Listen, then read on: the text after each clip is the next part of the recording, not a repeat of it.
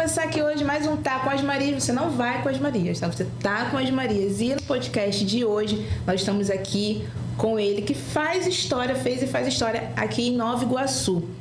Simplesmente ele vai contar pra gente, compartilhar a história da Escola Fama. É isso mesmo. Alexandre, compartilha com a gente, se apresente aqui no podcast Tá com as Marias. Boa tarde, Cássia das Marias. É um prazer estar aqui com você, né, e com todos os ouvintes. A Escola Fábrica dos Atores e Materiais Artísticos, né, que é mais conhecida como Escola Fama, né, assim apelidada popularmente, tem 23 anos de existência. A gente vem para Nova Iguaçu no ano de 2001, convidado por uma agência de modelos para dar uma oficina. E esse curso, essa oficina, né, dentro da agência de modelos, acabou se estendendo, se expandindo para fora da agência, e a gente iniciou então esse trabalho com o objetivo de investir em novos talentos da região, tendo percebido que essa é uma região celeiro de grandes artistas, né? E nunca mais paramos. De lá para cá, são mais de 20 mil pessoas que passaram pela Escola Fábrica dos Atores, ou Escola Livre Fama, e para a gente é muito gratificante, de uma certa forma, participar da história, né, da vida dessas pessoas, e elas acabam também entrando para a história das nossas vidas. Verdade. A Escola Fábrica de Atores, Fama, gente, vou contar para vocês, porque eu sou cria da escola, tá? Assim, ó, foi que 2005, né? Foi 2005. Né? Meu pai falou assim, 2006, iniciei em 2005. E eu era muito tímida. E hoje todo mundo fala que eu sou assim, dada, mas eu continuo sendo tímida. Mas o teatro me ajudou muito. Que é o que as pessoas pensam, que o teatro é somente para quem quer ir para televisão, né, Alexandre? A maioria das pessoas, né, infelizmente, ainda tem esse tipo de pensamento, né? Mas mal sabem elas que o teatro é uma arma poderosíssima que potencializa o ser humano em todos os sentidos, né? Porque você não somente consegue lidar com a sua timidez, passando a ser desinibido, mas também passa a falar, né, consequentemente melhor em público, passa a se conhecer melhor o ser humano, respeitar melhor as pessoas, e com isso passa a viver melhor. Deveria ser grade curricular. Deveria ser, né? Há países, há lugares que sim, né? É óbvio que nós já avançamos bastante, né, por conta da luta de uma classe artística ao longo dos anos, mas ainda há muito que se fazer para a valorização do teatro na educação, porque teatro tem tudo a ver com educação. Exatamente. Não é uma coisa desvinculada da outra. Exatamente. Eu lembro que na época que fazia, o resultado de hoje realmente é segurança, é saber falar, e tudo que hoje realmente é até mais cobrado, né? Hoje em dia, uma entrevista de emprego. Eu lembro que quando eu ia para uma entrevista de emprego, todo mundo ficava nervoso, aí eu, respiração, diafragma, Alexandre falava, ai, tô aqui tranquilinha, tá nervosa? Tô, mas é assim. Então, assim, é necessário, eu falo, eu quero muito botar minhas filhas para fazerem, não é nessa questão de ser artista, não, realmente, é para levar para a vida, porque é algo que eu consegui carregar para a vida. Que é ser artista no palco da vida, né? É o mais importante, o restante é consequência. Verdade. Bom, e a Escola Fama completando 23 anos, qual o impacto disso no cenário artístico? Alguém que estudou no Fama conseguiu se dar bem? A gente tem que primeiro pensar o conceito de se dar bem, né? E como a gente conversava anteriormente, né, o teatro, ele traz uma possibilidade de expansão das máximas potências do ser humano. O teatro faz você ser um sucesso. independente de você ir para o cinema, para a televisão, independente de você se tornar um influencer, uma influencer muito famoso, o teatro, ele te potencializa, né? Ele te vira do avesso e você acaba descobrindo que o avesso é o lado certo da vida.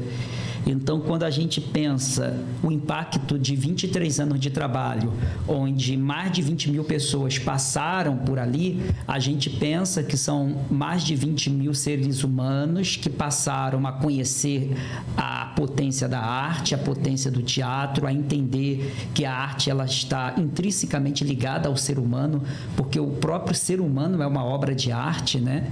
E isso tem tudo a ver. A gente percebe ao longo desses anos que isso já se dá muito bem. Verdade. Né? É sobre isso. Eu falei, eu me dei bem, eu posso falar, eu sou exemplo. Eu sou exemplo. Não tenho vergonha, falo. É doida? Ah, do teatro, né? É isso aí, a gente carrega pra vida. Bom, vocês ganharam esse ano um dos maiores prêmios do Teatro Shell. Pela fundação e manutenção por 20 anos da Escola Livre Fama. Mudou pra vocês depois disso? O que mudou depois disso é que você carrega mais um título, né? O Prêmio Shell, ele é uma chancela, um reconhecimento, né? Um dos maiores prêmios do teatro brasileiro, então é um reconhecimento do quanto o nosso trabalho é profissional, né? Nós ganhamos umas com o espetáculo A Jornada de um Herói, na categoria Iluminação. É a primeira vez que um grupo específico traz um Shell para a Baixada, né? Porque quando eu falo grupo, estou me referindo à companhia, né? Em 2017, um coletivo de artistas, que é a Rede Baixada em Cena, trouxe o Prêmio Shell para a Baixada na categoria Inovação. E agora, em 2023, uma companhia de teatro específica, que é a Companhia Atores da Fábrica, que é oriunda da escola, né, Fábrica dos Atores, acaba ganhando o Prêmio Shell na categoria Iluminação. E isso, de uma certa forma, ilumina os nossos caminhos, ilumina as nossas vidas, mas não resolve todos os nossos problemas. A gente não fica rico, a gente não tem todas as portas abertas, a gente não tem tudo aquilo que a gente quer, a gente continua como qualquer outro artista que tem que matar um leão a cada dia, que tem que continuar lutando dentro desse sistema para se legitimar, porque a patente, digamos assim, do Shell, né, me fugiu a palavra, ela não é absoluta e o suficiente para você dizer assim para as pessoas, olha, eu tenho Shell e basta, então todas as portas se abrem para mim e eu posso tudo, eu aonde chegar, né, preciso e posso ser muito bem recebido, porque tenho Shell e tenho aprovação em todos os editais e tenho automaticamente pauta em todos os teatros. Não. Na prática não funciona assim. Você continua como qualquer outro artista que tem que continuar estudando, pesquisando, se aprofundando, matando um leão a cada dia, dando conta de, além de atuar, dirigir, produzir, reproduzir, desproduzir e viver a luta diária pelo pão de cada dia. É bem assim. E além do Shell, né, de melhor iluminação, que você recebeu recentemente, o prêmio de Rubens Barbot. Rubens Barbot foi um prêmio que nós recebemos agora recentemente em novembro. Então, foi pela manutenção da escola por mais de 20 anos, por sua carreira sincronizada de ator, diretor e multiplicador cultural para os jovens artistas da Baixada Fluminense. Bom, e o que é ser um multiplicador cultural? Para mim, na verdade, uma relação com a existência enquanto ser humano, né? Porque A arte, ela faz parte da vida. A arte não está desvinculada do que é ser humano. Então, no exercício do meu ofício, do meu trabalho, a minha relação com as pessoas vai se dando no objetivo de fazer com que elas avancem, né, de contribuir de alguma forma para que elas avancem enquanto seres humanos, ao passo que eu também avanço. Porque, como Paulo Freire dizia, né, quem forma se forma e vai se formando na medida que se forma. Então, na medida em que eu me relaciono, eu multiplico, né, culturalmente o meu saber, trocando com os outros, adquirindo mais saber nessa troca, porque não há quem não saiba, porque todo mundo é cultura, todo mundo tem conhecimento. Então, na relação com as pessoas, com os alunos, existe essa via de mão dupla. E concomitantemente, né, você trabalha nessa luta diária, porque você não você não exerce apenas uma função. Quando eu recebo o prêmio Rubens Barbot, a forma que eu recebi o prêmio me atravessou muito, porque o prêmio, ele vem dito, né, foi colocado assim um projetor, né, e no projetor tinha de um lado a imagem do artista premiado e do outro lado o porquê aquele artista estava sendo premiado, né? Entre 24 personalidades que foram escolhidas, né, e ali estava eu. E na projeção dizia, né, pela manutenção da escola Fábrica dos Atores em mais de 20 anos e o trabalho sincronizado de ator, né, professor, produtor, diretor teatral e multiplicador cultural, como que eu consigo ter essa habilidade de fazer tudo isso. E para mim tudo isso é uma coisa só, é atuar. Porque nesse momento, o que eu estou fazendo? Atuando. E atuar no sentido mais genuíno do verbo agir, né? Que é quando eu, em determinado momento, me coloco presente no espaço e simplesmente vou fazer o quê? Vou agir, né? É o aqui e agora, é saber conjugar o verbo estar. Então, eu procuro agir enquanto um professor de teatro, que eu mais gosto da palavra mediador, provocador, né? Possibilitador, facilitador, do que professor. Eu não me vejo muito como professor. Eu gosto muito da relação com o ser humano e essa relação, para mim, sempre é uma via de mão dupla, porque se eu te dou uma maçã e você me dá uma maçã, com quantas maçãs cada um ficou? Com uma. Mas se eu te dou um conhecimento e você me dá um conhecimento que com certeza você tem, nós ficamos obviamente com 2 conhecimentos, né? Verdade. Então, isso é ser provocador, possibilitador, mediador ou professor, se quiserem chamar assim, né? Porque o professor, para mim, está mais ligado àquele que professa, né? Que professa o conhecimento, é mais uma relação de que eu vou te ensinar alguma coisa. E nós temos muito para ensinar sempre um ao outro. É uma troca. Então, para mim, isso é atuar. Não está desvinculado, né? Eu atuo enquanto um professor mediador, eu atuo quando estou no palco, eu tenho que atuar como produtor, eu tenho que atuar como preparador de elenco, né? Que eu multiplico, né, a possibilidade de jovens artistas entrarem no mercado de trabalho. Então, eu desenvolvo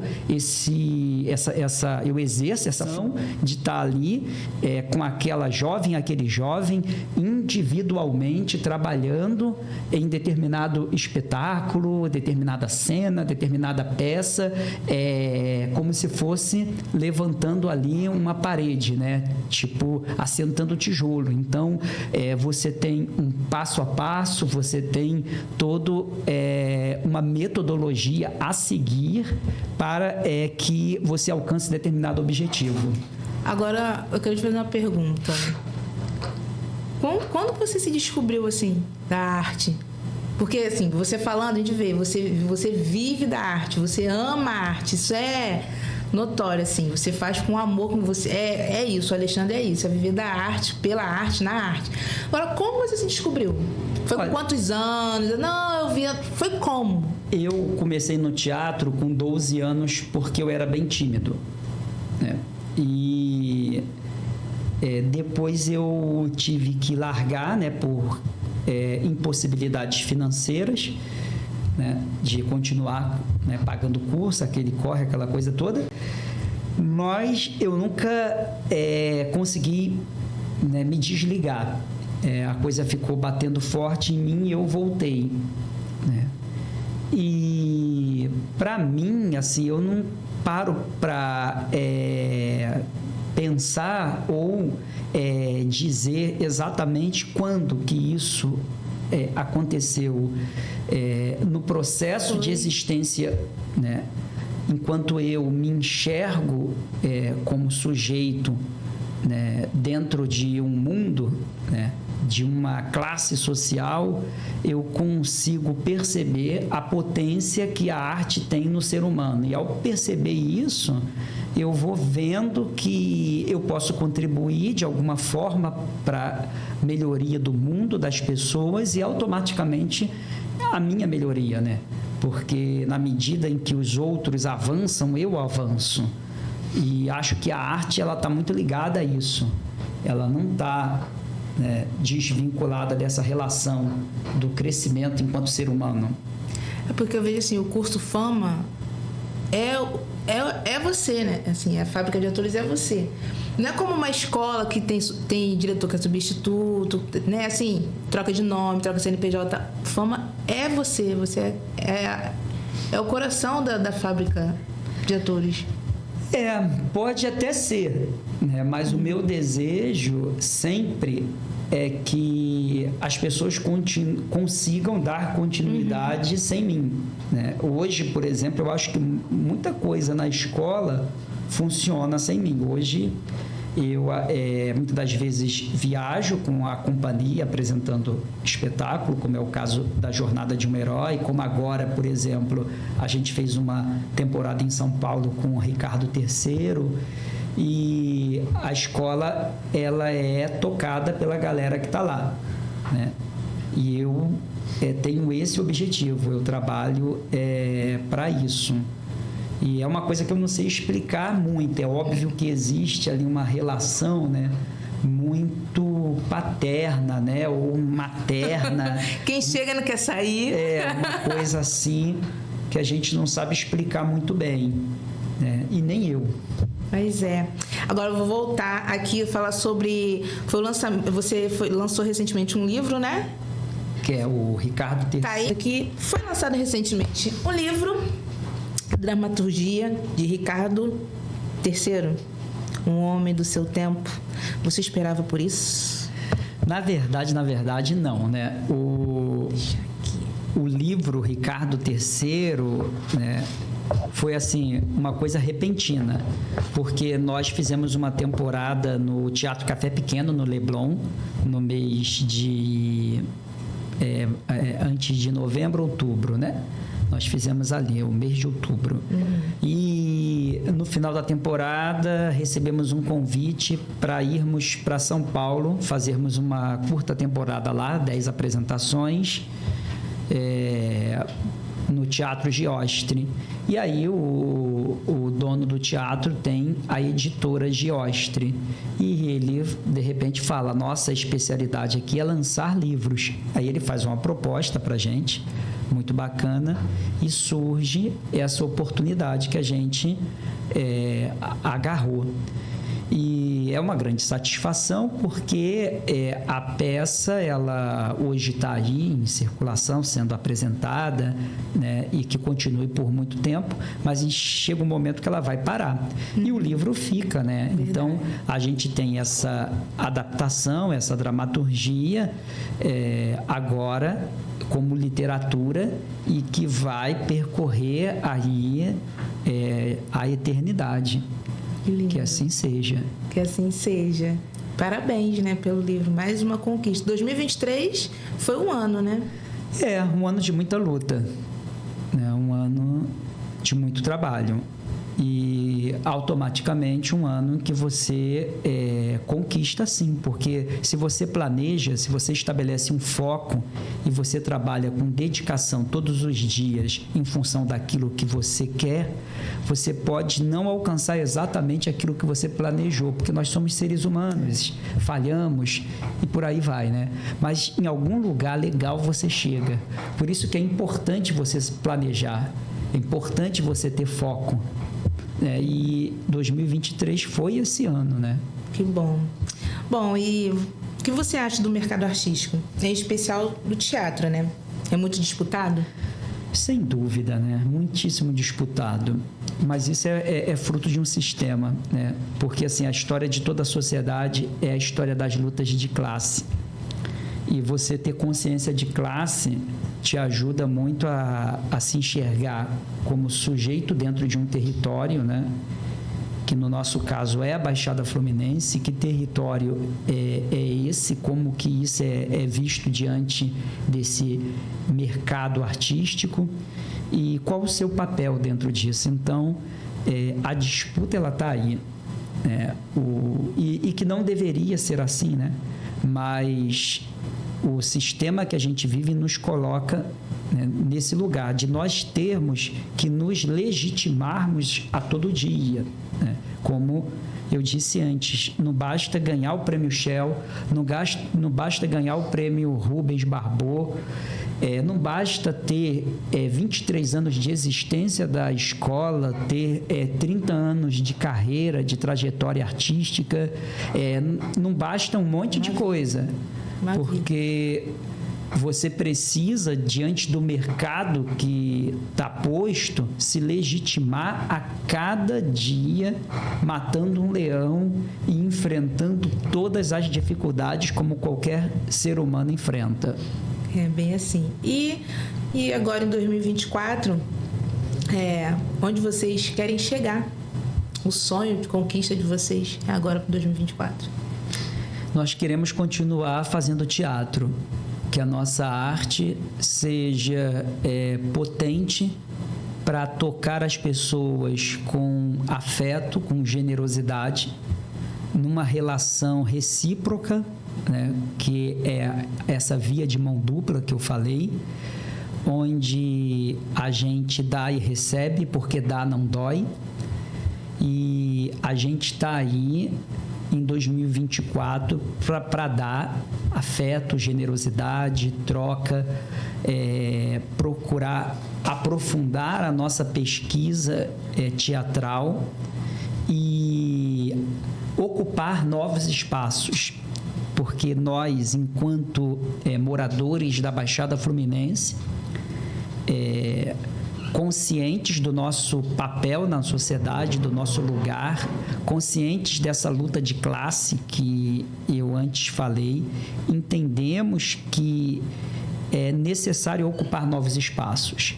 Quando a gente, enquanto companhia, vai para o Leblon, a gente está exercendo uma política afirmativa, porque não é muito comum um grupo da Baixada está ocupando aquele espaço. Quando a gente chega a São Paulo, a gente entende que é uma política afirmativa. O lançamento do livro Ricardo III, um homem do seu tempo, também é uma política afirmativa. Quando nós lançamos ele em São Paulo, depois lançamos na livraria Pequeno Benjamin, ali em Ipanema, e eu estava lembrando que em 2010, aproximadamente, ali, se eu não lembro se foi 2010, 2011, mas próximo, o Sérgio Brito estava lançando o livro Teatro e Eu. E o Sérgio Brito, ele me convidou para o lançamento. Na ocasião, eu tentei levar alguém comigo, a Alessandra estava ocupada e tal, não pôde, e eu falei, eu vou sozinho. Quando eu cheguei em frente à livraria, estava entrando no espaço a Fernanda Montenegro. Eu, naquele momento, me assustei, meu coração disparou, porque eu nunca tinha visto a Fernanda, e eu não tive coragem de entrar. Fiquei uns 5 minutos do lado de fora. E ficou passando na minha cabeça, esse espaço não é para mim, esse lugar não é para mim, a minha realidade é outra. Naquele momento, aquele menino tímido de 12 anos que buscou o teatro para poder se libertar da timidez, voltou à tona, ressuscitou e tomou e ocupou todo o espaço do meu corpo. E o meu corpo travou, eu peguei o primeiro ônibus e voltei para casa. Meu Deus! No outro dia, o Sérgio Brito, ele me liga, né? Para quem não sabe, o Sérgio Brito, ele é já falecido, né? Uma sumidade do teatro brasileiro, um homem que lançou Jô Soares, José Wilker, ele dirigiu o grande teatro na TV, da onde se originou a TV Tupi, da onde se originou as novelas, né? Então, muitos dos artistas que hoje são consagrados, né? A Fernanda Montenegro participa do grupo dele, na época, grupo que eles tinham de teatro. Então, ele foi, né, uma pessoa de teatro assim, muito consagrada e muito respeitada no meio. Então, ele me liga no outro dia e ele pergunta: Alexandre, por que você não foi? E aí eu disse a verdade. E ele riu. E ele riu porque, para ele, eu deveria ocupar aquele espaço.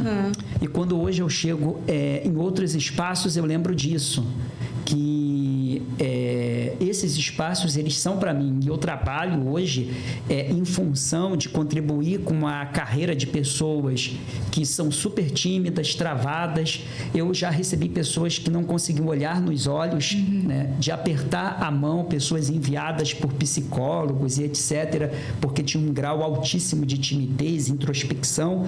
E eu recebo essas pessoas nessa função de contribuir com a vida delas de alguma forma, porque nós precisamos ocupar esses espaços. Muitas das vezes a timidez, ela é fruto de uma opressão, e essa opressão, ela se dá desde a sua infância, em determinados territórios onde você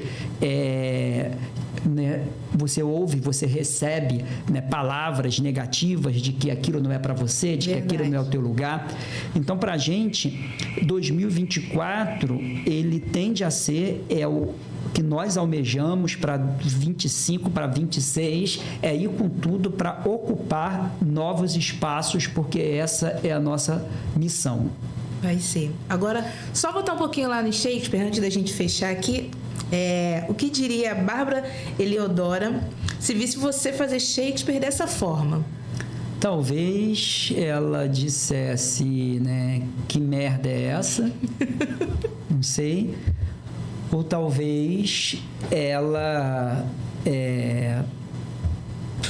chancelasse, né, dizendo muito boa a adaptação, muito ousada, muito legal, muito bacana, e isso é com que o meu trabalho fosse catapulteado como de tantos outros artistas que, ao mesmo tempo em que ela mandava para a cova uns, quando ela fazia uma crítica negativa, ela mandava nuvens outros, alavancava a carreira quando fazia uma crítica positiva. O fato é que eu não estou nem aí para isso. Quando o Amir Haddad, por exemplo, ele escreve a contracapa do livro, né? E ele fala uma coisa muito bonita que eu vou ler aqui. Ele diz: acompanho o trabalho do Alexandre, de sua companhia teatral e da Escola Fábrica dos Atores em Nova Iguaçu, Rio de Janeiro, há alguns anos. Me sinto feliz em poder contribuir com a sua trajetória. A proposta de um Ricardo III periférico surge como uma possibilidade de transgredir, ultrapassar e pular os muros da invisibilidade, mostrando não somente que Shakespeare sempre foi popular, mas que popular também é o teatro. É a arte que se faz fora do palco burguês, que se manifesta para além de uma classe dominante e que se estabelece como potência para todas as classes no cenário artístico. É isso que a Amir Haddad diz. Então, isso para mim é tudo, né? A gente entender que a proposta de um Ricardo III periférico é dizer que Shakespeare sempre foi popular. É dizer que, assim como na época o pentâmetro iâmbico, que era a forma escrita da escrita de Shakespeare, era algo que chegava no povo, no povo inglês e tinha uma comunicação direta, sem muito elucubração, sem ficar falando difícil, porque se eu chego para você aqui, começo a falar para você e para a galera que está ouvindo aqui, né, palavras muito rebuscadas, tudo muito difícil de se entender, a pessoa tem que pegar um dicionário para entender o que esse cara está falando e fica tudo muito complicado. Se isso ocorre, eu não me comunico. Então, naquela época, Shakespeare era popular, ele se comunicava diretamente com aquelas pessoas. Então, você fazer Shakespeare hoje é você procurar uma relação direta com o público, de forma que você consiga chegar nesse público e fazer esse público estar contigo. Porque atuar, né, conforme o Amir diz, é conjugar o verbo estar. Né? Eu estou aqui agora, nesse momento presente, vivendo e contando essa história. Né? Na medida que eu conto essa história, eu preciso me comunicar contigo, porque senão não vale a pena. Né? É uma relação que nós estamos tendo nesse momento. A relação sempre é uma via de mão dupla. A relação, ela não é uma coisa, ela não deve ser, né, uma coisa vertical, ela deve ser horizontal, ela deve ser uma troca, e isso é o teatro. E isso é o Ricardo III, um homem do seu tempo. É o Ricardo Periférico, é uma peça de teatro que se relaciona diretamente com o público, em que a plateia interage o tempo inteiro, em que a plateia participa, em que a plateia recebe perguntas, em que a plateia também dá respostas e por aí vai. Está em cartaz? Olha, nós pretendemos, depois de ter feito o lançamento do livro em São Paulo, depois de ter feito a linha Ipanema, nós pretendemos, obviamente, fazer na nossa casa, na Escola Fábrica dos Atores, em janeiro, agora dia 20 de janeiro. Pretendemos lançar o livro lá e apresentar a peça. Você está convidada, hein? Estarei lá e vou... vou te cobrar isso. Estarei lá, hein? Está registrado. Falei que está registrado, então vai ter como eu vou. E o livro, como que faz para adquirir o livro? Olha, o livro hoje ele está à venda pela internet. Se você jogar lá no Google livro Ricardo III, um homem do seu tempo, aparece as livrarias onde você pode comprar. Uma delas é a Giostre, também a livraria Fonte Martins Fonte, alguma coisa, a Globo Livros, se eu não me engano, e por aí vai. Tem em várias livrarias. Maravilha. Então, por favor, para a gente finalizar, rede social, contato, para gente, quem quiser estar interessado em comparecer, lógico, para assistir a peça, e sobre a Fábrica de Atores Fama, onde está localizada, para entrar em contato, telefone. Olha, nós estamos de trás para frente nessa ordem, né? A última coisa que você falou. A Fábrica dos Atores, ela está localizada no bairro Moquetá, Rua Pinagé, número 140, né? A nossa rede social é @Escola Fábrica dos Atores. A minha pessoal é @Alexandre_Gomes. E esses são os nossos contatos. O telefone, assim, eu não lembro, mas quem é... Alessandra, deixa eu chamar Alessandra. Tá junto, vem cada um aí aqui, vem aqui. Ela não pode ficar de falar, não quer aparecer, gente, mas tem que aparecer. Ó, só tá aparecendo metade de você. Fala, Alessandra, um pouquinho. Fala um pouquinho, compartilha um pouquinho rapidinho pra gente finalizar a experiência de vocês trabalharem juntos, estarem tanto tempo junto aí, né? 23 anos na Fábrica de Atores. Fala um pouquinho, só pra gente finalizar, não fica de fora, não. Então, assim, pra mim é muito gratificante estar todo esse tempo na escola, lugar onde eu entrei como aluna, né, para ser atriz, e a escola me possibilitou, me mostrou um universo novo, né? Hoje em dia eu sou cenógrafa e figurinista, e foi a escola que me mostrou esse novo caminho, esse novo olhar. E assim outros alunos também se descobrem na escola, não só como atores, né, mas vão se descobrir na iluminação ou na sonoplastia. Então, assim, é muito bonito ver o trabalho, a forma que ele cresceu e a forma que ele te apresenta novos horizontes, né? Você não fica preso só à atuação, que também é maravilhoso. Tem gente que querem só ser ator. Então tá bom. Então a gente vai finalizar por aqui. Quero agradecer. Muito obrigada. Muito obrigada, mestre. O próximo podcast eu vou estar agradecendo alguns alunos de lá. A gente vai ter um bate-bola que vai ficar bem legal. Tá bom? Muito obrigada, tá, gente, por participar do podcast. E aqui a gente finaliza e até o próximo Tá com as Marias. Não vá com as Marias, você tá com as Marias. Estamos com as Marias.